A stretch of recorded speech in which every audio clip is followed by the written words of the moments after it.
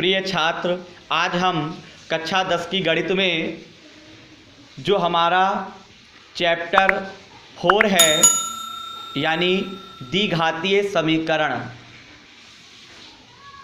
उससे संबंधित हम लोग यानी इस चैप्टर से संबंधित हम लोग कुछ महत्वपूर्ण तथ्यों के बारे में समझेंगे। तो चलिए वीडियो शुरू करते हैं बिना देरी किए हुए। तो यहाँ पे अगर हम बात करें द्विघातीय समीकरण,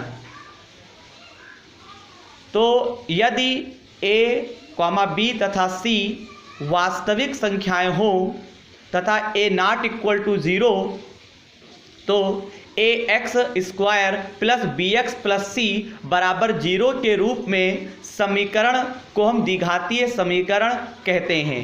यानी कि यदि a, b तथा c वास्तविक संख्याएं हो तथा a नॉट इक्वल टू 0 हो, तो ax square plus bx plus c बराबर 0 के रूप में हमको एक समीकरण प्राप्त होगी और इस समीकरण को हम द्विघातीय समीकरण हम लोग क्या करते हैं, कहते हैं। जैसे एक्स स्क्वायर माइनस 9 बराबर 0 और एक्स स्क्वायर बराबर 16 शुद्ध द्विघातीय समीकरण हैं।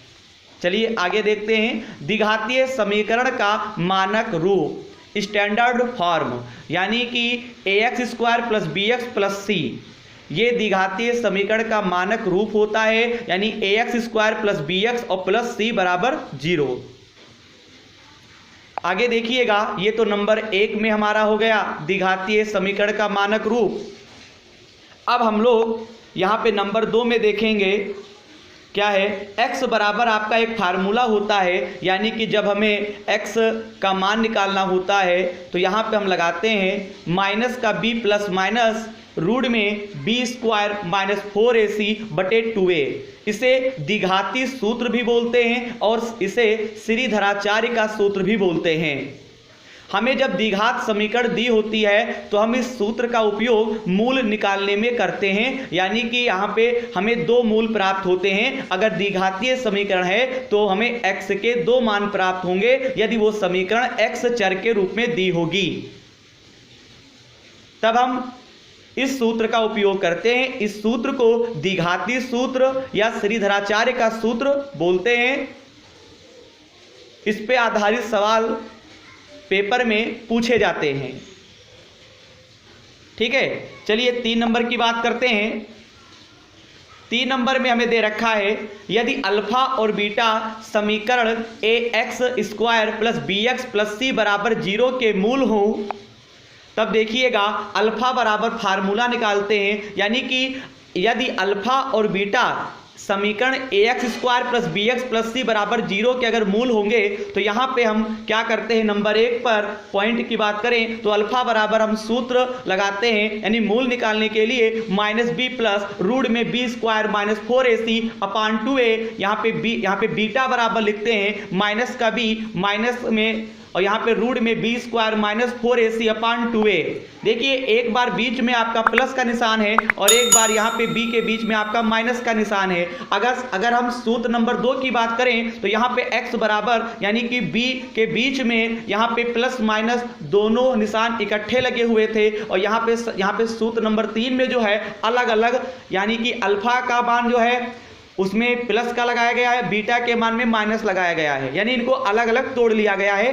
ठीक है, तब मूल ज्ञात करते हैं तब हम इन्हें इन सूत्रों का उपयोग करते हैं। ठीक है, यानी अल्फा बराबर ये लगाते हो, बीटा बराबर हम ये लगाते हैं और कभी कभी x बराबर भी हम लिखते हैं। ठीक है, जैसी आवश्यकता होती है वैसा हम यहाँ पे यूज में करते हैं।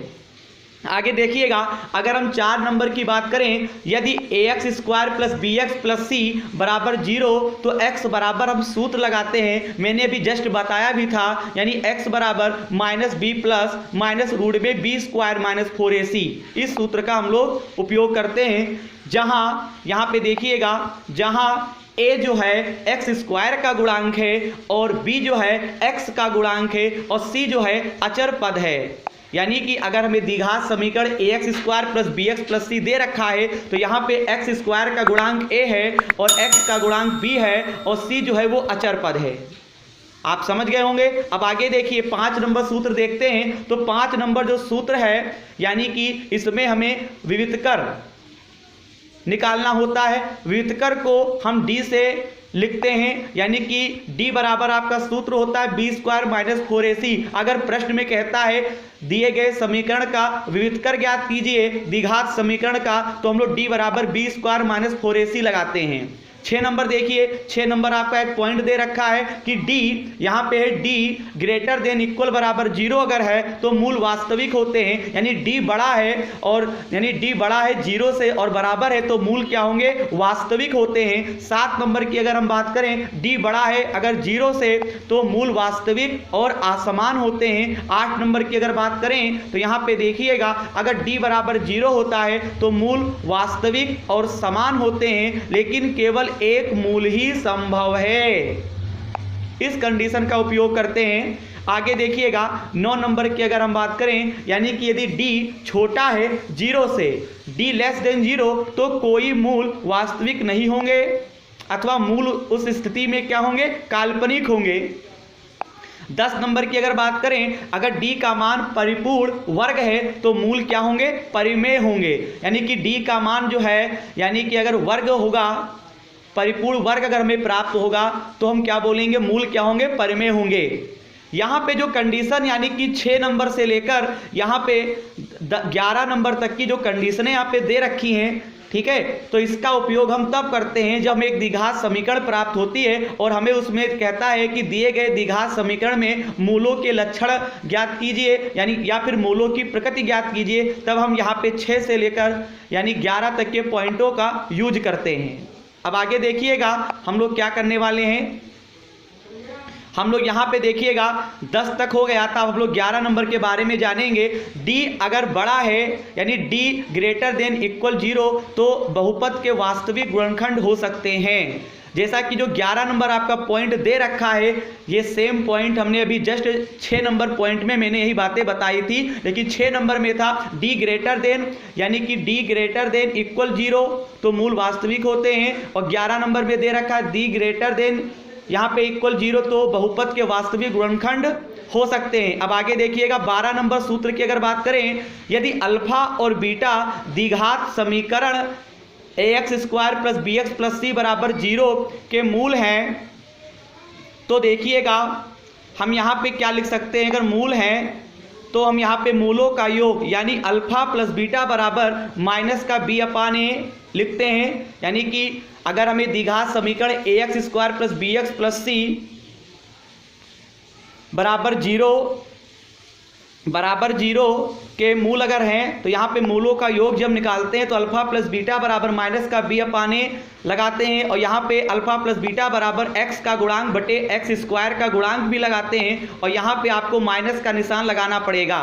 यहाँ पे माइनस का निशान नहीं लगा हुआ है तो माइनस का देखिए लगा देंगे आप लोग, ठीक है। अब आगे देखिएगा मूलों का गुणनफल आपका होता है फार्मूला, यानी alpha beta, alpha into beta equal to C upon A बराबर, इसको हिंदी में लिखते हैं अचर पद बटे एक्स स्क्वायर का गुणांक। अब आगे देखिए सूत्र नंबर 13 की अगर हम बात करें, सूत्र नंबर 13 में आपका दे रखा है एक्स स्क्वायर माइनस ब्रैकेट में अल्फा प्लस बीटा और ब्रैकेट के बाहर आपका यहाँ पे एक्स दे रखा है और प्लस का अल्फा बीटा बराबर 0, अथवा इसी को हम इस रूप में भी लिख सकते हैं एक्स माइनस अल्फा और दूसरे ब्रैकेट में एक्स माइनस बीटा बराबर 0। ये कब हम लगाते हैं, जब हमें मूलों का योगफल और मूलों का गुणनफल पता होता है, तब हम द्विघात समीकरण बनाने के लिए इस सूत्र का हम लोग यूज करते हैं। या फिर अल्फा और बीटा के मान अलग अलग पता होते तब भी हम द्विघात समीकरण बनाने के लिए इस सूत्र का उपयोग करते हैं। चलिए 14 नंबर सूत्र देखते हैं। 14 नंबर में ax square plus bx plus c का गुणनखंड यानी कि ax square plus bx plus c का जो गुणनखंड होगा उसको हम इस प्रकार से लिख सकते हैं, यानी ax माइनस अल्फा और ब्रैकेट में x minus beta. 15 number formula देखते हैं। 15 नंबर सूत्र यहाँ पे दे रखा है d बराबर 0 अगर है तो उस स्थिति में हम x का जब मान निकालते हैं तो x बराबर माइनस का b अपान a लिखते हैं। इस प्रकार से आज हम लोगों ने कक्षा 10 की गणित में जो हमारा चैप्टर 4 था यानी द्विघातीय समीकरण, उसमें हम लोगों ने बहुत सारे फार्मूले और उससे संबंधित बहुत सारे महत्वपूर्ण बिंदु के बारे में आज जाना है।